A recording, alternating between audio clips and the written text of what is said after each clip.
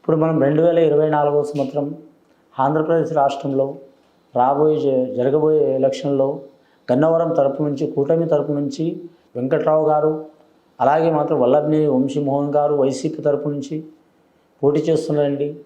YCP తరపు అభిమానుల కోరిక మూలంగా, వంశీమోహన్ అభిమానుల కోరిక మూలంగా, అలాగే కూటమి తెలుగుదేశం పార్టీ యార్లగడ్డ వెంకట్రావు అభిమానుల కోరిక మూలంగా ఎవరు గెలుస్తారో ఎవరు ఓడతారో మన జానకిరామ్ని అడిగి చూద్దామండి.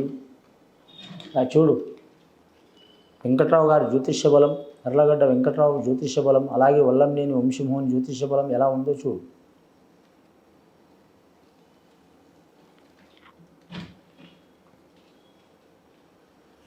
ముఖ్యంగా వీరి జాతకంలో చూడాలంటే మాత్రం రాధాకృష్ణుడు వచ్చినండి, శివపార్వతులు వచ్చినండి, ఇద్దరికి సరి సమానం రాశి ఉన్నదండి.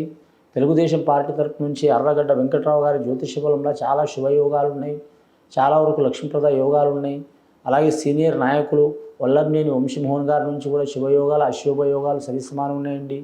రెండు సింహాలు గొడవ పడితే ఎలా ఉంటుందో అలా ఉంటుంది వీరిద్దరిది రాజకీయ యోగ బలం. అలాగే మాత్రం రెండు సరి సమానమైన బలమైన వారు ఎలా ఢీకొంటారో అలా ఢీకొనే అవకాశం ఉందండి. ముఖ్యంగా వీరిద్దరి వైఎస్ఆర్పి తరపు నుంచి వల్లభనేని వంశీ గారి బలం కూడా అంతే ఉంటుంది. అలాగే మాత్రం తెలుగుదేశం పార్టీ నుంచి కూటమి పార్టీ నుంచి మాత్రం యార్లగడ్డ వెంకట్రావు గారి జ్యోతిష బలం కూడా అంతే బలంగా ఉందండి.